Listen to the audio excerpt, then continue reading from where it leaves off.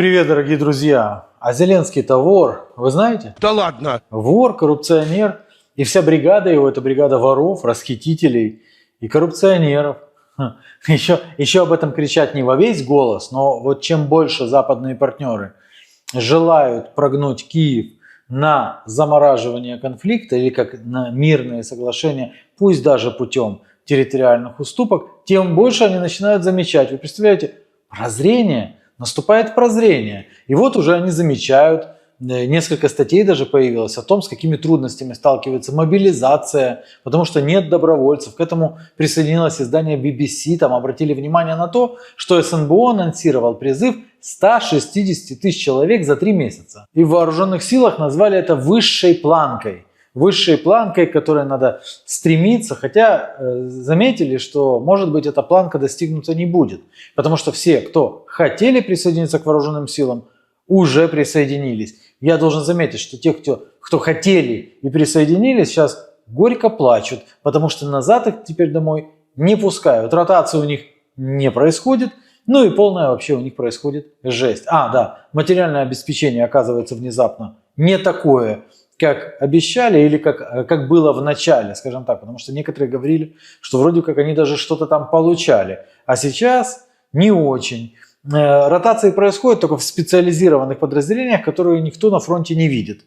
Вот там, вы знаете, есть такой Сергей Филимонов, Погремуха, Побрякушка, комбат Побрякушка. Вот у него ротации постоянно, причем он еще и выезжает в Италии, в Австрии и все такое. Но это особые приближенные к СБУ, там к офису президента там где-то подлизывают, вот их выпускают, а обычные солдаты нет. Йог. И вот западные СМИ вдруг начали это замечать. Что интересно, в начале октября The Times давала инсайт по даже большему плану в 200 тысяч новобранцев, который тоже был воспринят скептически. А годом ранее, вы помните, возникли споры, когда офис президента рассказал, что Залужный плохой, ибо он хочет призвать 500 тысяч человек. У Зеленского сказали, это чрезмерные планы, мы будем их понижать. Самого Залужного пнули, и он сейчас наблюдает за футболом в Британии. На его место назначили Сырского, но при Сырском внезапно, даже с сокращенными объемами, понеслась. Жесть происходит просто жестяная. Я в своем канале Telegram это регулярно показывают, там некоторым даже сроки уже пытаются давать за то, что они снимают насильственную мобилизацию. Непонятно по какому закону, наверное, закон Зеленского какой-то, особый секретный закон Зеленского.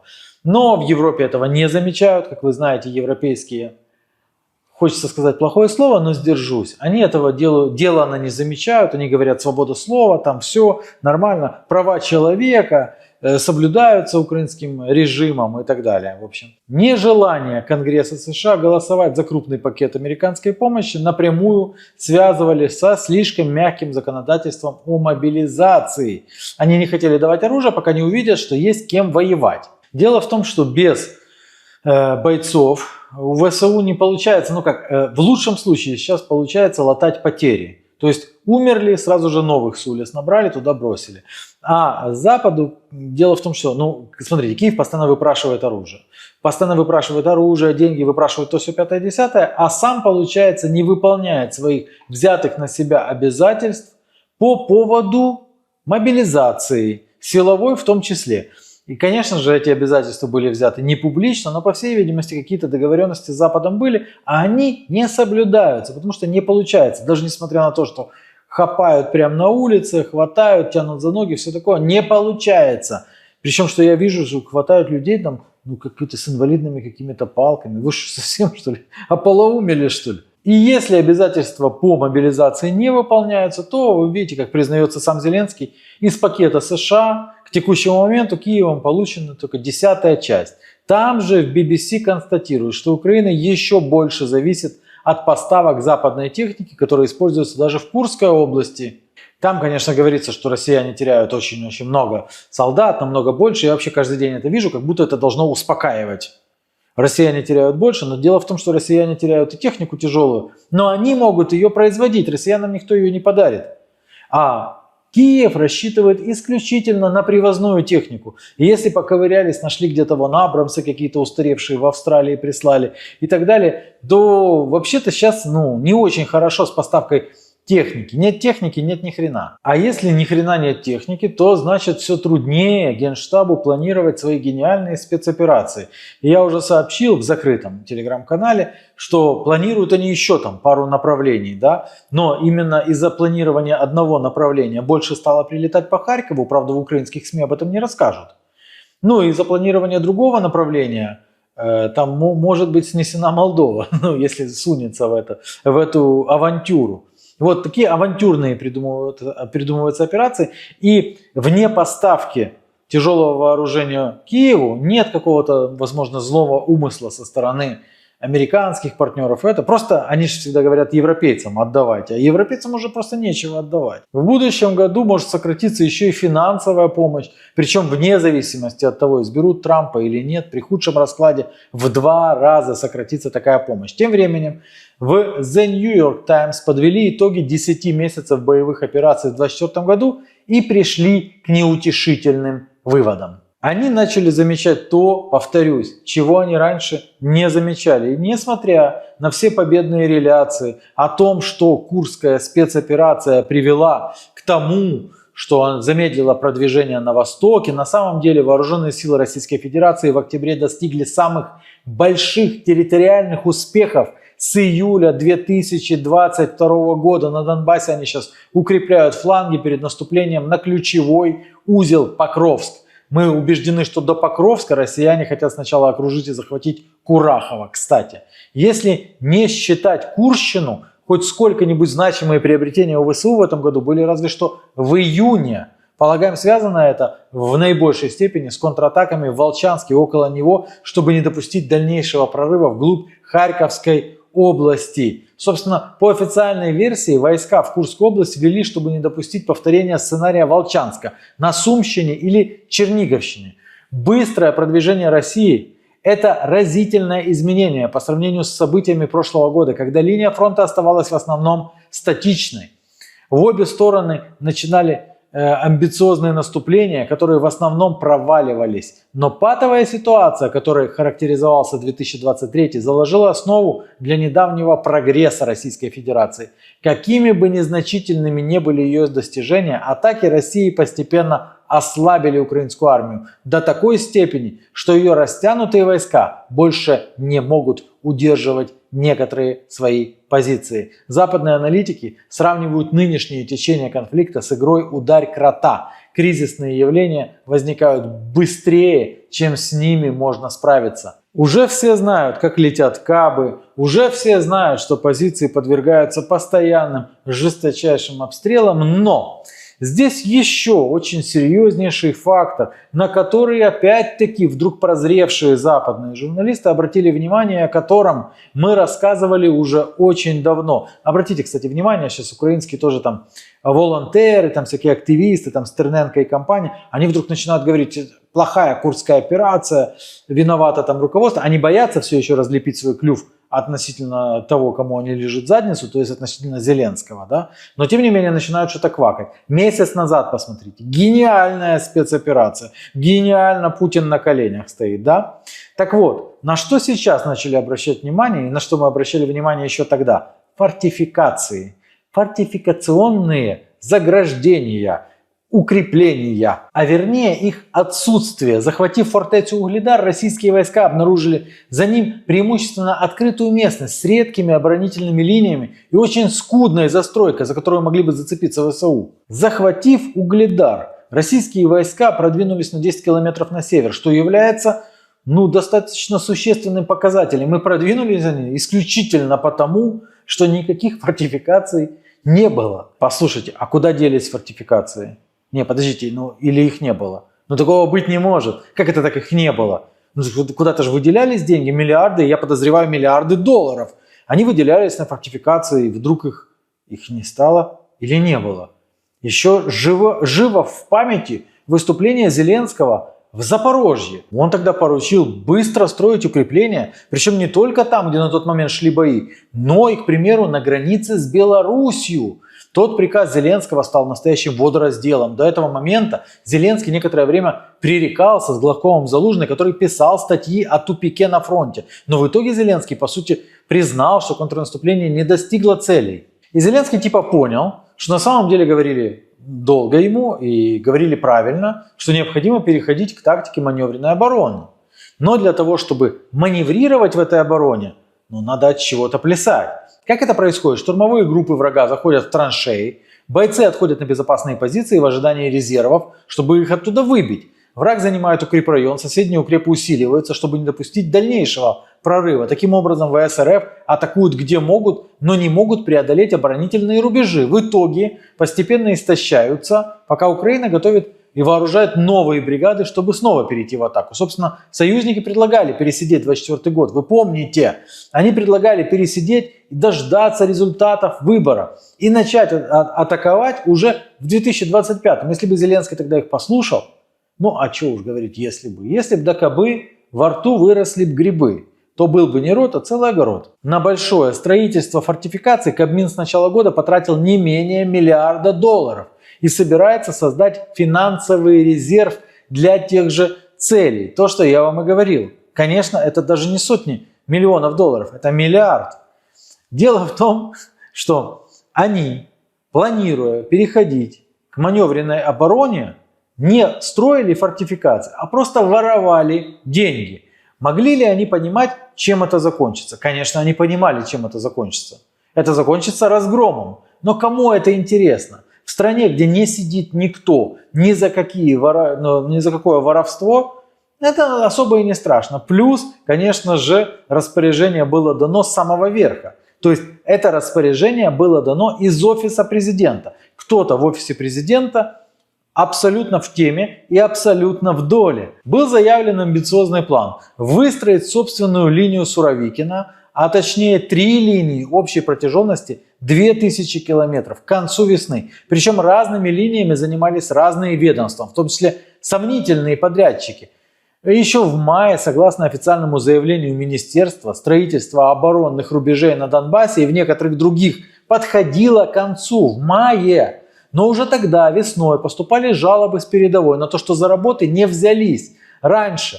Не на то, что ведутся они вообще никак. Частично сами солдаты брали на себя функцию инженеров. Уже к лету число уголовных дел из-за возможной растраты средств измерялось десятками. Особенно много скандалов поднялось после прорыва под Волчанском, где говорили, что граница на замке. Как объяснить то, что воруют, это то, за что дают пожизненно. Если не расстрел нельзя дать, то за такое дают пожизненное во время военного времени воровать на укреплениях. Это жизни солдат, это сотни, тысячи жизней солдат.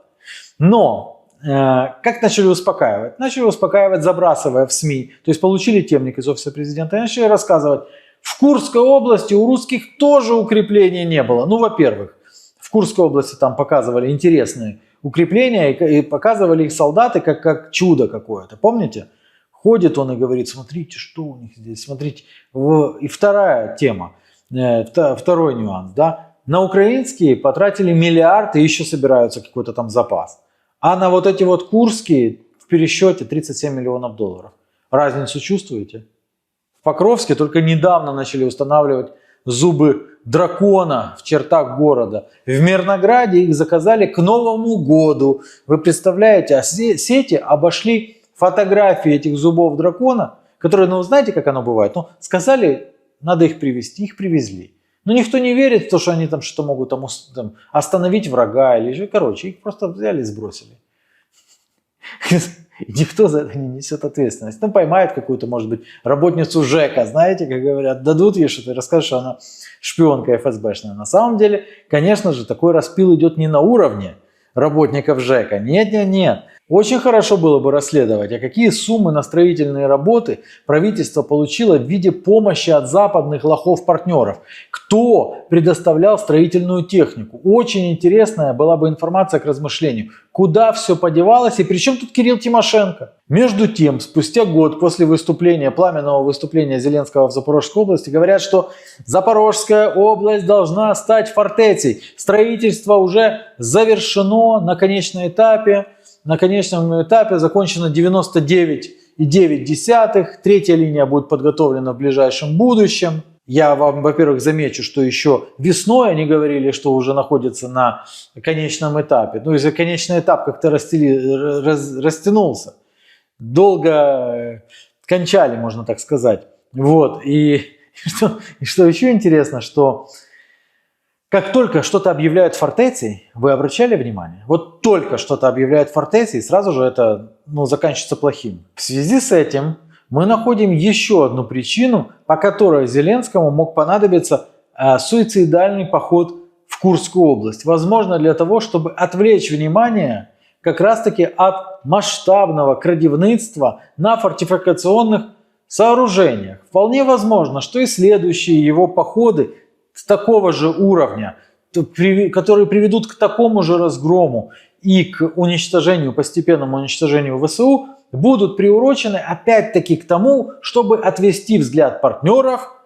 Смотрите вон туда, вон я нападаю там на Приднестровье, к примеру. Все смотрят туда, а здесь не наблюдают того, что фортификаций нет. И все деньги, которые эти лохи забирают у своих налогоплательщиков и отправляют в Киев, просто тупо разворованы. Может быть, он как фокусник, знаете, ярким привлекает чем-то, там, опа, смотрим, а другой рукой делает свои фокусы.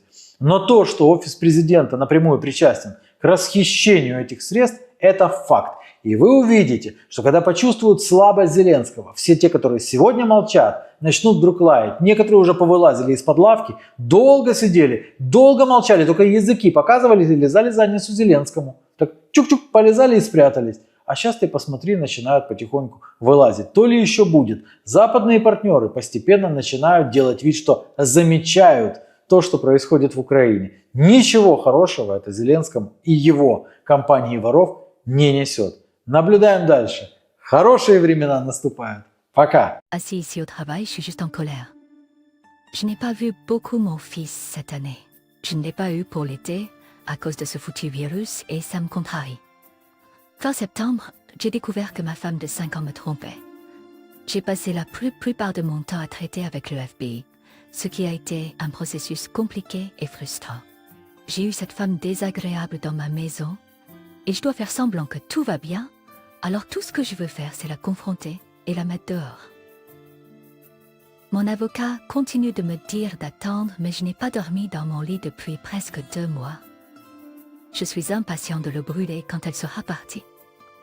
Le manque d'intimité physique l'a poussée à m'accuser de la tromper. Si elle essaie de me prendre dans ses bras ou de m'embrasser, je dois le supporter, même si ça me rend malade. Quand je la regarde, je vois des insectes qui rampent sur elle. Je veux qu'elle parte, mais je dois attendre le bon moment. Ma mèche est presque brûlée. C'est comme être piégé dans une pièce avec quelqu'un, et tout ce qu'il y a, c'est une table. La pièce résonne alors qu'il tape sur la table, tapant et tapant, jusqu'à ce que vous ayez juste envie de renverser la table et de les étrangler. Je ne peux même pas en parler à quelqu'un, parce que c'est toujours pas encore. Je suis en colère et déçue de moi-même d'avoir permis à quelqu'un de me traiter de cette façon, encore une fois. Je veux juste que ça se termine. Mon fils me manque. Mise à jour, je suis rentrée chez moi tard dimanche après un trajet de 1400 miles. J'étais soulagée de ne pas avoir à voir ou parler à ma femme. J'étais épuisée et je suis allée directement dans mon fauteuil pour dormir. Je n'ai pas bien dormi depuis 2 mois et j'ai perdu 15 livres. Mais c'était la première fois depuis un moment que j'ai eu 8 heures complètes de sommeil. Lundi, ma femme a essayé d'initier l'intimité, mais j'ai pas pu me résoudre à le faire avec elle. Mon corps peut être prêt, mais mon esprit et mon cœur sont totalement d'accord pour dire que je ne veux pas être intime avec elle. Cela l'a contrariée et nous avons eu une dispute animée. Je lui ai dit que peut-être il y avait quelque chose qui n'allait pas chez moi. J'ai 50 ans, ces choses arrivent. Elle a insinué une fois de plus que je la trompais et que je n'étais pas un bon mari. Cela fait plus de 2 mois que nous n'avons pas été intimes et je ne lui ai pas dit que je l'aime depuis la même période. De toute évidence, elle pense que je fais quelque chose dans son dos. Elle a essayé ce manif mais j'étais déjà assemblée. Mon jour J était le 25 septembre. Je travaille dans la réparation de collisions, en particulier sur des véhicules considérés comme des trains déraillés. Le 25 septembre, je me suis accidentellement coupé la jambe en travaillant sur un camion. J'ai dû aller aux urgences et j'ai fini avec 5 points de suture à l'intérieur de ma jambe et 34 points de suture à l'extérieur. C'était une blessure assez grave. Ouais, on m'a prescrit des analgésiques puissants et je savais que je ne pouvais pas conduire, alors j'ai appelé ma femme pour demander de l'aide. Elle n'a pas répondu, alors j'ai essayé encore et encore en lui envoyant même des textos en la suppliant de décrocher. Après 1 heure et demie sans réponse, j'ai abandonné et appelé un Uber pour rentrer chez moi. Alors que nous approchions de ma maison, j'ai vu ma femme embrasser son patron dans notre entrée. J'étais choquée et j'ai demandé au chauffeur de s'arrêter. C'était pas juste un baiser rapide, ils étaient profondément impliqués. Ma femme était censée être au travail, mais elle me trompait dans notre propre maison. J'ai pris quelques photos et j'ai dit au chauffeur de continuer. Je n'arrivais pas à croire ce que je venais de voir. Quand les analgésiques ont cessé de faire effet, je suis rentrée chez moi, à la fois physiquement et émotionnellement en souffrance. Ma femme n'était pas là quand je suis arrivée, mais elle est rentrée quelques heures plus tard en faisant semblant d'être inquiète. Je lui ai demandé comment s'était passée sa journée et elle a inventé une histoire sur le travail que j'ai découvert plus tard être un mensonge. 1 semaine plus tard, j'ai découvert qu'elle n'avait pas travaillé un vendredi depuis 3 ans. Je n'avais jamais été un grand utilisateur de Reddit, mais je m'y suis tournée pour des conseils sur la façon de gérer l'infidélité. Je suis tombée sur ce subreddit et regardé quelques vidéos YouTube. En lisant les publications, j'ai réalisé que tous les signaux d'alarme étaient présents dans mon propre mariage. Ma femme était toujours sur son téléphone, constamment en train de texter, et ne semblait jamais répondre à mes appels ou messages. Ce n'est que lundi dernier, quand j'étais aux urgences, qu'elle a enfin remarqué mes tentatives de la joindre. Au cours des 2 mois depuis cet incident, elle n'a même pas pris la peine de regarder notre historique de chat. J'étais furieux et je lui ai montré les messages non répondus. Elle s'est excusée, mais a ensuite menti en disant qu'elle avait eu une dure journée au travail. La vérité était qu'elle était trop occupée avec son patron dans notre maison pour répondre à son téléphone. Depuis lors, j'ai fouillé son téléphone, son ordinateur portable et son iPad, et j'ai même installé des caméras dans notre maison. J'en ai finalement eu assez et je lui ai fait signifier les papiers de divorce. Pour ceux qui se demandent, je n'étais pas dans un bon état d'esprit pour en parler hier. Toujours pas vraiment, mais je vais me soulager. Je me suis réveillée et j'ai quitté la maison. Je me suis acheté un petit déjeuner en attendant qu'elle parte au travail. J'ai loué un camion, je suis retournée à la maison et j'ai changé les serrures. Mon ami et son mari sont venus. Il a amené un ami et nous avons emballé ses affaires. Nous avons chargé nos meubles de chambre que je lui avais offerts en cadeau de mariage, mon canapé, ma table à manger, juste tous les meubles qu'elle a souillés. Nous les avons j'ai mis tous ses vêtements dans des sacs poubelles. J'allais jeter ses vêtements sales avec les propres, mais mon ami ne m'a pas laissé faire. Nous avons fini vers 11h du taille. Vers l'heure du déjeuner, j'ai acheté des fleurs et des chocolats et je suis allée à son lieu de travail.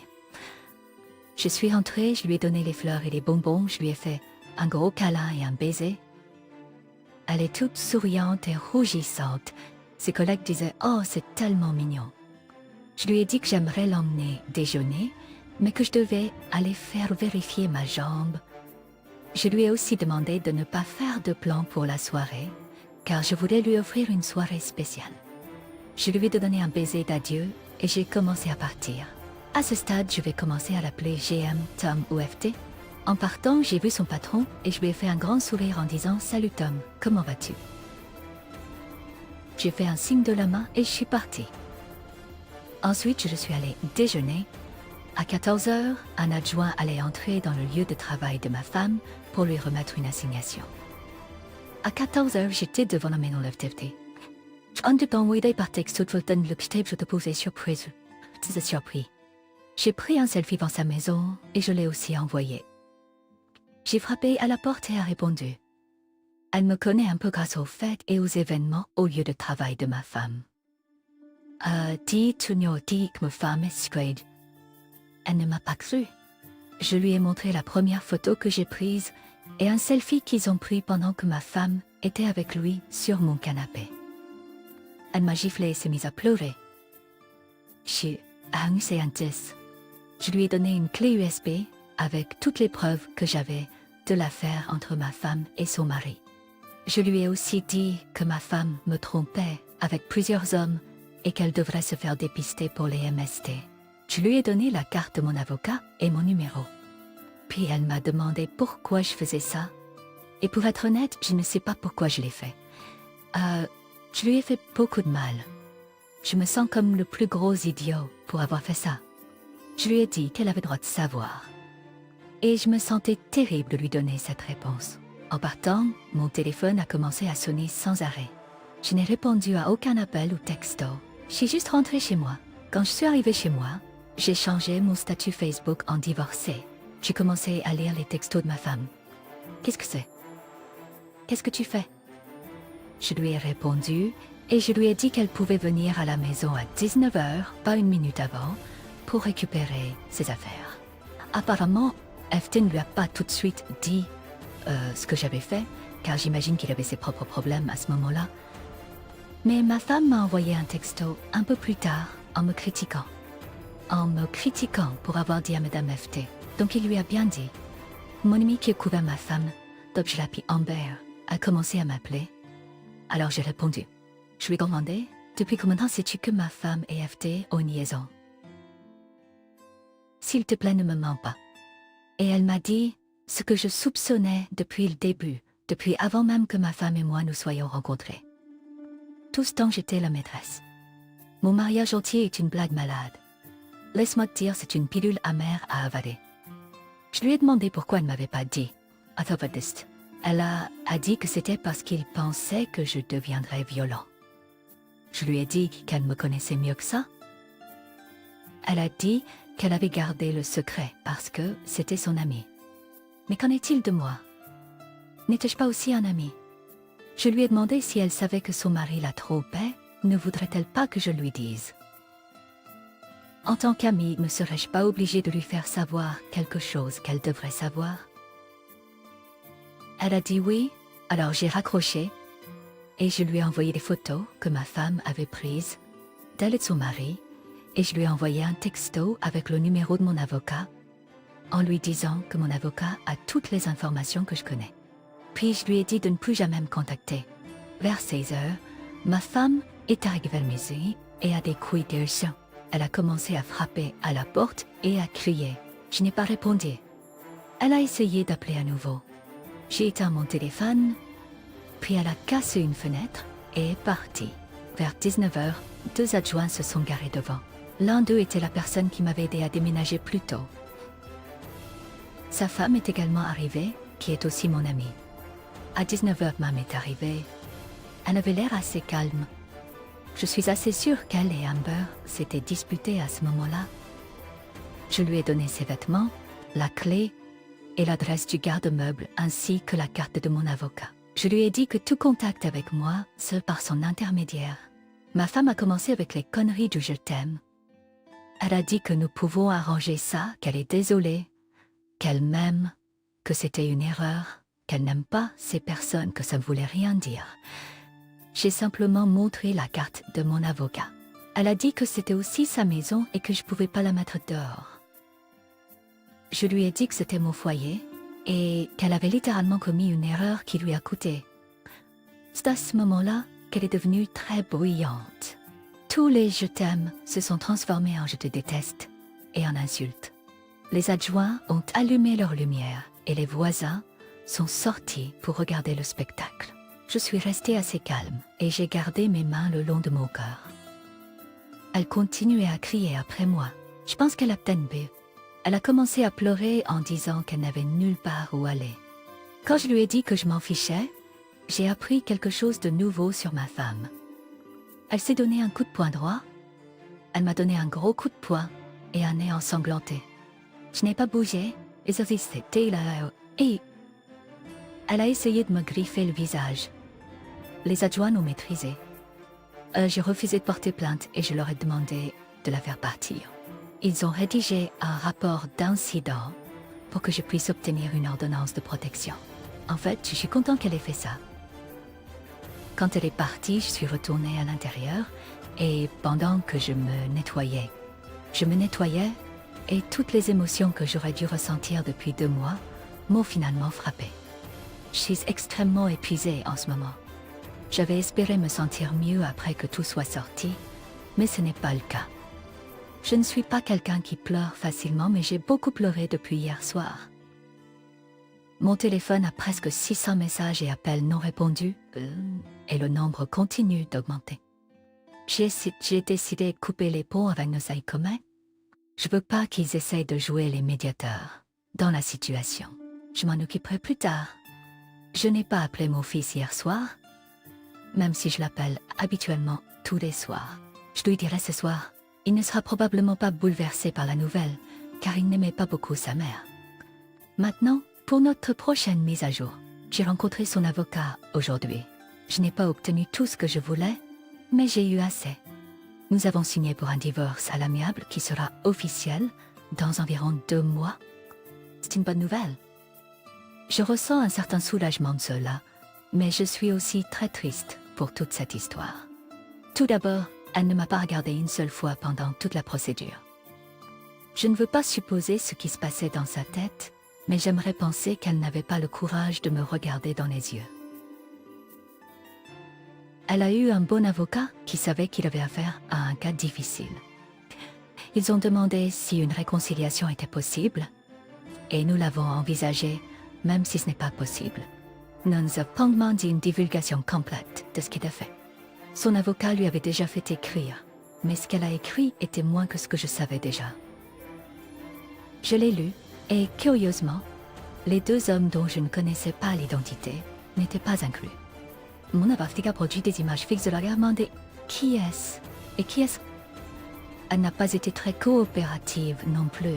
Ils nous ont demandé de sortir à Tsienyesh, et nous l'avons fait. J'ai pas tout compris, mais ils n'avaient pas l'air contents. Quand nous sommes revenus, j'ai eu une version plus véridique. Les demeures étaient des rencontres en ligne, et c'était très récent. Elle avait une liaison avec FT pendant la plupart du temps où je la connais. Elle a dit qu'elle l'avait terminé avec lui quelque temps après que j'ai proposé, et jusqu'à environ 1 an après notre mariage, je pense que je la crois là-dessus. Je sais que je ne devrais pas croire ce qu'elle dit, mais je lui ai demandé si elle avait été fidèle pendant notre mariage. Elle a commencé avec FP, mon collègue et le mari d'Amber, le 4 juillet 2019. Nous avons eu un barbecue pour le 4 juillet et elle a été intime avec lui chez moi alors que j'étais là. Elle a dit qu'elle l'aimait pas, qu'elle aimait juste ça.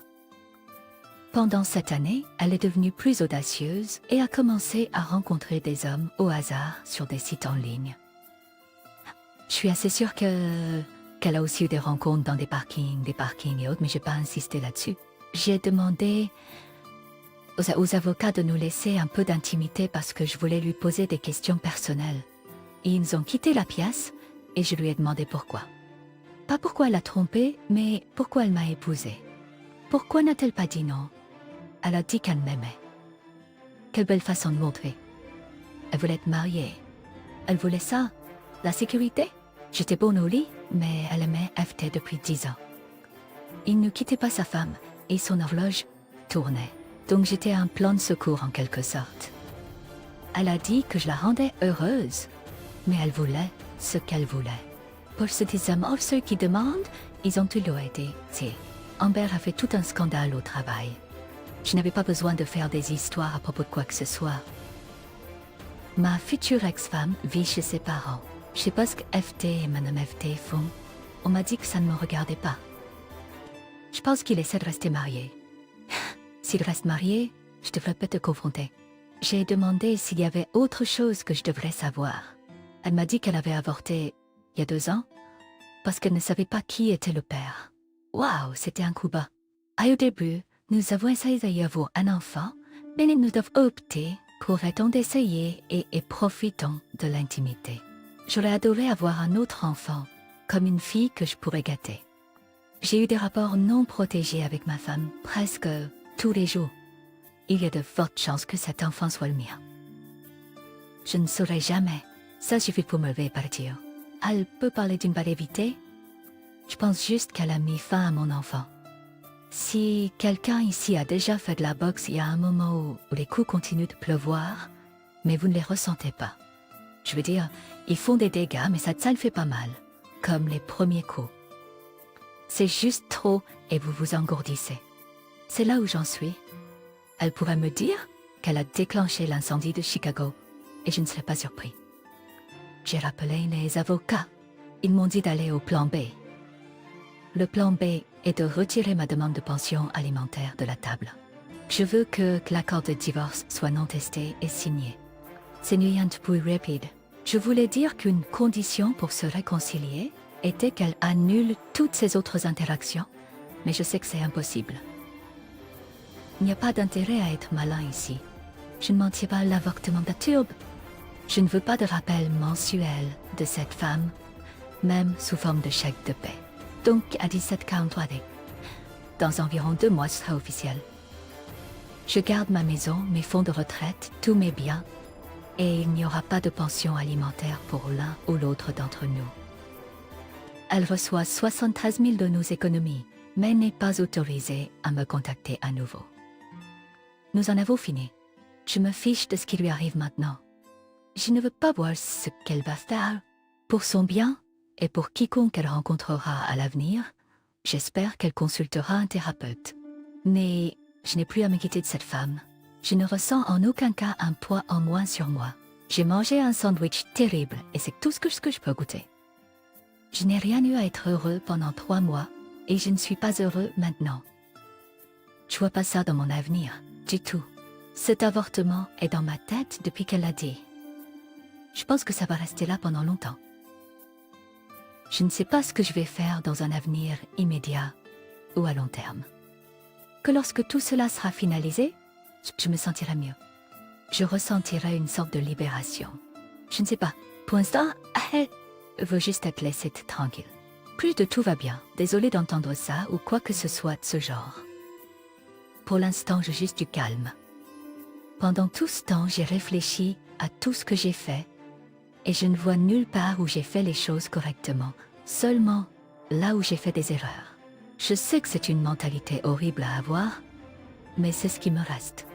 Tout ce que je peux dire, c'est que j'ai au moins pu garder mes affaires cette fois-ci, mais je ne le referai pas. Mise à jour, le décret est arrivé par courrier aujourd'hui. Snowmageddon a ralenti les choses un peu. Étrangement, je ne suis ni heureux ni triste à ce sujet. Certains amis voulaient célébrer, mais jamais ressenti que l'échec est une raison de célébrer. En fait, je suis un peu engourdie. Je suis sûre que ça me frappera plus tard, sans prévenir. Elle m'a appelé aujourd'hui. J'ai décroché. Je me suis dit que ce qui est fait, alors juste que tu lui aies parlé. Elle est plus perturbée que moi. Elle ne s'est pas excusée. Elle a demandé à quoi ça servirait. Honnêtement, je ne sais pas si elle regrette vraiment ce qu'elle m'a fait. Mais ça n'a plus d'importance maintenant. Ça, non. C'est dur. Mon fils est aussi proche d'avoir un petit enfant qu'ils ne l'ont jamais eu. Il m'a demandé si c'était ok de communiquer avec eux. Ça me va, mais comment parler avec eux sans qu'elle soit dans la conversation? Ces gens-là détruisent tout, n'est-ce pas? J'aimais vraiment son père. Ils sont aussi proches d'avoir des membres de ma famille que mon fils n'en aura jamais. Aussi, mon chihuahua, je l'ai appelé Dulce. Merci à celui qui a suggéré ça. Ça roule vraiment bien. Elle m'a tenu chaud pendant Snowmageddon. 5 jours sans électricité ni chauffage et des températures en dessous de 0, et elle a gardé le lit chaud comme une petite soldate. Enfin bon, je vais prendre une longue pause d'ici. Peut-être jusqu'à ce que j'ai envie de sortir avec quelqu'un ou de chercher quelque chose de décontracté. J'ai toujours eu ce doute dans un coin de ma tête. Bah, elle va partir. Elle va me briser. Ça crie en moi maintenant. Pour l'instant, je vais bien. Cette peur des brûleurs de cuisinière est une bonne chose. J'ai besoin de beaucoup de temps. Vous menez ça? Je vous souhaite à tous le meilleur. Juste parce que nous avons été déçus ne signifie pas que nous sommes sans valeur. Restez forts. Je vous aime tous. Petite mise à jour, j'ai commencé une thérapie en juillet. Je suis confrontée à beaucoup de choses. cette dernière infidélité, en parler avec vous et un thérapeute. J'ai des problèmes liés, mais non liés à traiter. Pour être franc, je veux me réconcilier avec ma sœur. Elle est tout ce qu'il me reste. Je me demande honnêtement si j'ai le courage de le faire, car j'ai nourri une rancune pendant si longtemps. Je veux que mon fils connaisse des membres de ma famille, du côté de mon sang. Pas seulement mes amis qui l'appellent oncle ou tante. C'est quelque chose que ma première expérience d'infidélité m'a coûté. Je veux récupérer certaines choses. Si elle est prête à me parler, alors je parlerai avec elle. Oh, je suis assez sûre que ma cousine facilitera cela. Je sais que je prône de laisser tomber tous ceux qui ne vous soutiennent pas, mais cela fait près de 3 décennies. Mes parents sont morts. Mon frère est mort. Il ne reste que ma sœur. Mon thérapeute est d'accord avec cela. Je dois juste trouver le courage de tendre la main. Je veux pas nourrir une rancune pour toujours. Je crois avoir eu raison de couper les ponts avec eux tous, mais je ne veux plus de ça. J'ai la garde de mon fils, indéfiniment aimerais pouvoir lui donner un semblant de normalité. Et où mon ex ne me manque pas, ni mon premier ex. Ma sœur me manque. J'ai laissé ma première femme dicter toutes mes relations pendant trop longtemps. Parfois, je me sens juste hantée. Je croyais c'est une bonne chose, et peut-être que si je récupère une partie de ce que j'ai perdu, je pourrais avancer. Je suis pas obsédée par mon ex, mais je suis obsédée par mon passé. Et pour ceux qui veulent savoir, non, je ne sais pas comment va mon ex. Je n'y parle pas. Non, je ne sais pas comment va Amber. Elle a été complètement écartée de ma vie, comme le mauvais souvenir qu'elle est. Je ne sais pas comment vont les connaissances de mon ex. Je n'ai qu'une seule préoccupation pour toutes ces personnes, mais c'est la seule préoccupation que j'ai, et je n'ai pas envie de m'en occuper. Mise à jour finale. Dans 1 heure, cela fera exactement 1 an depuis que j'ai servi à mon ex les papiers de divorce. Je me suis réveillée de bonne humeur, j'ai fait un jogging, préparé le petit déjeuner pour mon fils, et je suis allée au travail. Oui, mon se paie bien et il n'y avait aucun problème mental. 10h30 arrive et je suis appelée au bureau. Il y avait une livraison de cookies pour moi de la part de mon ex, la même chose qu'elle faisait chaque année. J'ai dit aux gens du bureau qu'ils pouvaient les prendre. Notre responsable du service clientèle a demandé qui avait envoyé les cookies. Alors je lui ai dit, personne ne les a encore touchés. Je suis un peu agacée qu'on lui ait dit où je travaille maintenant. À part ça, je suis toujours de bonne humeur. Elle a d'autres moyens de me faire savoir qu'elle est toujours là. Son préféré est d'être en retard sur ses paiements de voiture, donc la société de financement m'appelle. Je suppose que c'est juste un de plus. Je suis rentrée chez moi pour une fête surprise. J'ai été accueillie avec un barbecue et de la bière. J'ai hâte mes amis. Ils pensaient que j'avais besoin d'être réconfortée, mais honnêtement, à part les cookies, ma journée était plutôt bonne. C'était juste une belle fin de journée.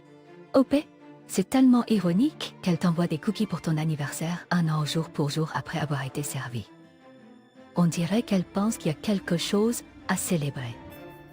Je doute qu'elle ait un autre motif que de renouer avec toi.